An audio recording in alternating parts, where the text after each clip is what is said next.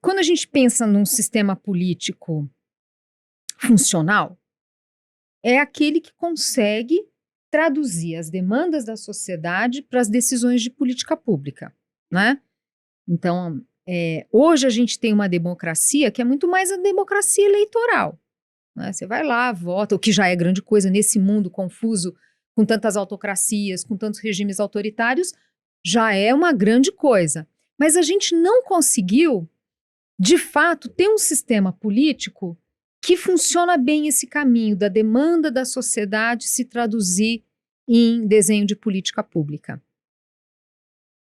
Você tem problema de representatividade, né? A gente tem toda essa discussão, por isso que surge a discussão, vamos fazer então um voto distrital, não, distrital misto, porque nesse desenho que a gente tem hoje, você tem eleições que custam caro e que criam representação no Congresso de corporações. É o professor não sei o quê, é o coronel não sei o quê, é o policial... São corporações representadas no Congresso. Porque o desenho nosso de voto proporcional, e que você tem que ter voto no estado todo, vamos dizer assim, no colégio eleitoral, que é enorme, diferentemente do distrital que você segmenta. Então, é mais fácil você ganhar uma eleição se identificando com um determinado grupo, uma determinada corporação. O problema é que daí você tem no Congresso, para além das bancadas, né, que bancada do agro, bancada evangélica, né, enfim, para além das bancadas que também distorcem essa tradução do anseio da sociedade para as decisões do Congresso, você tem esses grupos ali representados. Então, por exemplo, para você perdão, deixa eu dar um passo atrás. Quando a gente viu, por exemplo, as discussões de renovação do Fundeb, foi muito celebrado e tal, não houve profundidade, eu batendo na mesa aqui, não houve profundidade ali na discussão de como melhorar a qualidade do ensino. Foi muito mais, de novo, de aumento de transferência de renda, gerando, aliás, pelas regras, uma dor de cabeça para os entes, porque aumenta muito o gasto com o pessoal. E você fala, mas qual o problema? O professor precisa ganhar melhor.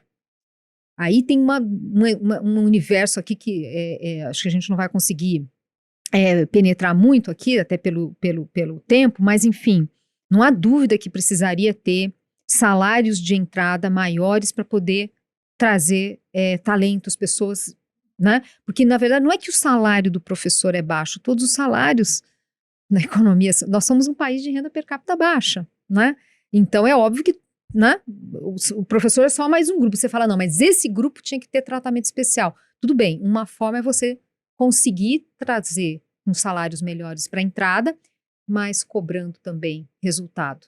Então tem um monte de discussão que precisa ser feita e a gente viu o Fundeb sendo aprovado, a renovação, sem essa discussão. Sem essa discussão. Era muito mais atender, assim, aqui eu estou sendo talvez injusta na forma, mas assim, parecia muito mais atender a corporações do que exatamente o objetivo final, que são as nossas crianças e os nossos jovens que precisam de ensino de qualidade. A gente tem essa... Então, assim, esse caminho a gente não conseguiu ainda. Nós não temos um sistema político, um desenho de sistema político que traduz melhor, né, que poderia traduzir melhor esses anseios da sociedade. Nós não temos isso. E aí, tudo que você vai fazer, você enfrenta, obviamente, os grupos de resistência. Vamos avaliar professor. Não, mas espera ali, veja bem. Acho que não é esse o problema, porque assim, aí começa a... E aí, como o debate público, porque esse suporte do debate público ele é importante. Nem sempre, melhorou muito, aliás, melhorou muito, mas nem sempre dá essa segurança. Imagina para um congressista chegar e falar assim, não, eu sou contra o Fundeb. Eu sou contra. Acho que não tinha que aumentar não, ou se for aumentar de outro jeito, esse projeto aí, ele vai ser fuzilado nas redes sociais, sei lá o quê. Então, por isso a importância do debate público e o papel da academia. Né? A academia trazer os insumos, trazer a pesquisa empírica, os diagnósticos, os estudos de caso bem-sucedido, né? O professor Ricardo Paes de Barros, ele fala, a gente sabe fazer política educacional no país, o que a gente não sabe é replicar. né? A gente tem o estado do Ceará, que é de onde veio o Camilo Santana, nosso atual ministro. A gente tem experiências do Ceará que foram replicadas, cada um com as suas peculiaridades em outros estados. A gente tem Pernambuco, a gente tem Espírito Santo, Goiás. Então, assim, a gente precisa replicar mais essas experiências de sucesso e que passa por inverter o olhar. Quer dizer, claro que você não pode descuidar do professor, mas no fundo você tem que enxergar qual a capacidade dele de entrega. O foco precisa ser o aluno ali na ponta. Então, no curto prazo, essa não é uma agenda que mexe no mercado financeiro. Claro que não. Claro que não vai mexer no mercado financeiro. O mercado financeiro, né? Agora, do ponto de vista de gerar crescimento sustentado, né? De gerar mercado consumidor, de gerar uma sociedade mais exigente, que empurra a classe política, obviamente, essa é uma agenda que a gente está muito atrasada, ainda mais porque o bônus demográfico se foi. Eu vi que você fez essa colocação, voltando um pouco no assunto a respeito de política industrial, né?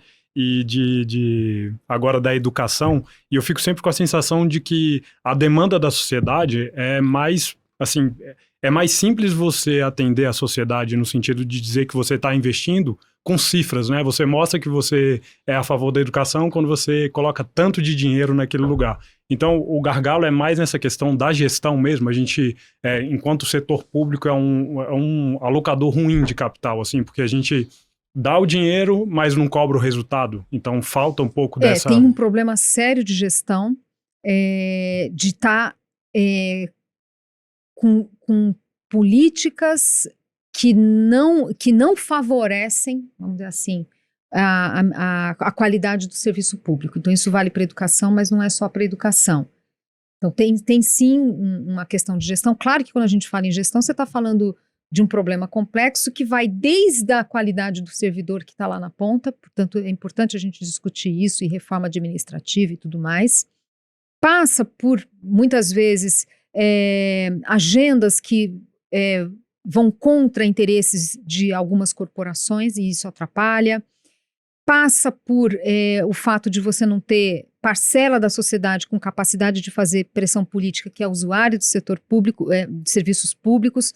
Mas sim, a gente está falando, no final, nesses vários componentes, tem uma questão básica ali de alocação desses recursos. Para começar, não é só gestão também, né, mas muito gasto em universidade pública, beneficiando uma parcela da população, mesmo com as cotas, isso melhorou, mas enfim, uma parcela da população que não deveria estar recebendo esse benefício, mas eu não tenho dúvida que mesmo aquilo que aliás, isso distingue bem o Brasil, do como a gente aloca entre ensino superior e ensino básico. A gente é um caso diferente da experiência mundial, de países parecidos. Mas, sem dúvida, mesmo aquilo que vai para a educação básica precisaria ter uma melhor gestão. Não há dúvida em relação a isso. E, como eu disse, tem diagnósticos, tem propostas de políticas. Não é que a gente está no escuro. Tem um avanço nesse debate público. Tem muita gente pesquisando, tem muito especialista nessa área. O quê? Sério que você acabou de ver um vídeo do Market Makers e não está inscrito no canal? O que custa se inscrever, deixar um like e apertar o botão do sininho para receber uma notificação toda vez que a gente publicar um conteúdo novo? Além disso, você treina o algoritmo do YouTube para levar esse conteúdo para mais pessoas interessadas em finanças. Então, faz a presa e deixa o seu inscreva-se aqui.